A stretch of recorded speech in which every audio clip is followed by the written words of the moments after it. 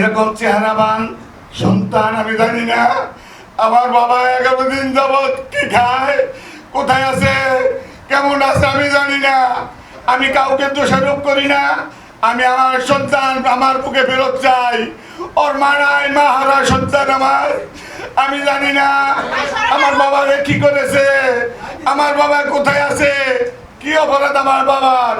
আতিকুর রহমান রাসেলকে গত 1 জুলাই এই আজিমপুর থেকে উঠিয়ে নিয়ে যাওয়ার পর থেকে আমরা পরিবার সহ ছাত্রদল সহ সকল আইনশৃঙ্খলা বাহিনী সকল পর্যায়ে আমরা যোগাযোগ করেছি, কিন্তু তারা কেউ স্বীকারই করছে না যে তাকে রাসেলকে কোথায় গুম করে রাখা হয়েছে।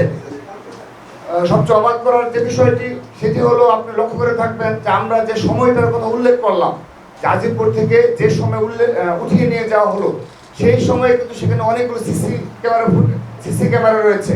তো সেই সিসি ক্যামেরা ফুটেজ বিশ্লেষণ করলেই কিন্তু জানা যাবে যে আতিকুর রহমান রাসেলকে কে বা কারা কোথায় উঠিয়ে নিয়ে যাওয়া হয়েছে।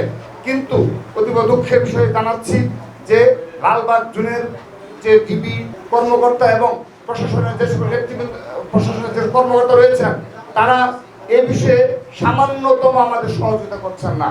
আমরা এই জন্য আতঙ্কিত যে এই ফ্যাসিস্ট হাসিনা বাংলাদেশে যে গুমের রাজত্ব কায়েম করেছিল, মানবাধিকার লঙ্ঘনের যে রাজত্ব কায়েম করেছিল, আমাদের মনে হচ্ছে সেটা আবার ফিরে আসতে শুরু করেছে। আজকে 12 দিন হয়ে গেল এই ফ্যাসিস্ট খুনি হাসিনা সরকার তার বাহিনী দিয়ে, আমাদের সভাপতি বলেছেন যে ওখানে সিসি ফুটেজ চেক করলে পাওয়া যাবে কারা তুলে নিয়ে গেছেন। সেই ব্যাপারে সরকারের পক্ষ থেকে আমরা একটি বিবৃতিও এই পর্যন্ত আমরা দেখতে পাইনি। রাসেলের কাছে যে মোবাইলটা ছিল সেই মোবাইলটা চালু অবস্থায় আছে, এটা আমরা রাসেলের পরিবারের কাছ থেকে শুনতে পেরেছি। কিন্তু পুলিশ এই পর্যন্ত, আমাদের সিনিয়র যুগ্ম মহাসচিব উনি সাংবাদিক সম্মেলন করেছেন, আমাদের বিপ্লবী মহাসচিব সাংবাদিক সম্মেলন করেছেন, তারপরেও আমাদের বিভিন্ন সাংবাদিক ভাইরা বিভিন্নভাবে আমাদের সহযোগিতা করে যাচ্ছেন, তারপরেও পুলিশ কোনোভাবেই সহযোগিতা করছে না। যেটা তাদের দায়িত্বের মধ্যে পড়ে সেই দায়িত্বটুকু তারা ন্যূনতমভাবে পালন করছে না। যতক্ষণ পর্যন্ত না রাসেলকে আমাদের মাঝে ফিরিয়ে দেওয়া না হবে, ততক্ষণ পর্যন্ত আমরা এই সরকারের বিরুদ্ধে কঠিন থেকে কঠিনতর আন্দোলনের কর্মসূচি ঘোষণা করব। এখন জন্ম সনদ দিয়ে খোলো বিকাশ স্টুডেন্ট অ্যাকাউন্ট। নিজের বিকাশ নিজে কর। আমরা কোন দেশে বাস করি?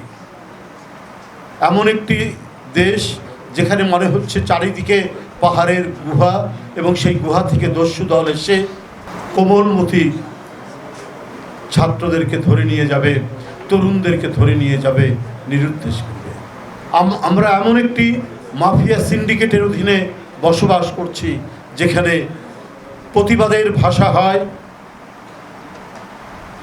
তার যে প্রতিবাদ করে তার নিরুদ্দেশ হয়ে যাওয়া, অন্যায়ের প্রতিবাদকারীদের রক্তাক্ত লাশ নদীর ধারে, খালের ধারে, নালার ধারে পড়ে থাকা।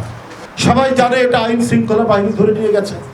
খবরের কাগজে উঠছে যে প্লেন ক্লথ বাহিনীর লোকরা তাকে ধরে নিয়ে গেছে, কিন্তু এখনো তাকে হাজির করছে না, না আদালতে না তার পিতার কাছে। মাহারা একটি ছেলে আজকে কোথায় খাচ্ছে, কোথায় কি অবস্থা, কোন জায়গায় আছে, কোন আয়না ঘরে তাকে বন্দি করে রাখা হয়েছে আমরা জানি না।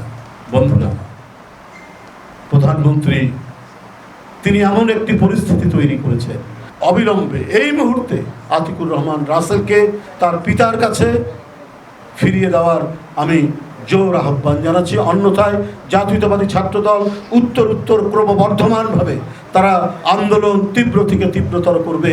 এই দেশের সকল মানুষের নিরাপত্তার জন্য এই আন্দোলন অত্যন্ত ন্যায়সঙ্গত, অত্যন্ত ন্যায্য, এবং এই আন্দোলনে দেশের সমগ্র জনগোষ্ঠী তাদেরকে সমর্থন দেবে।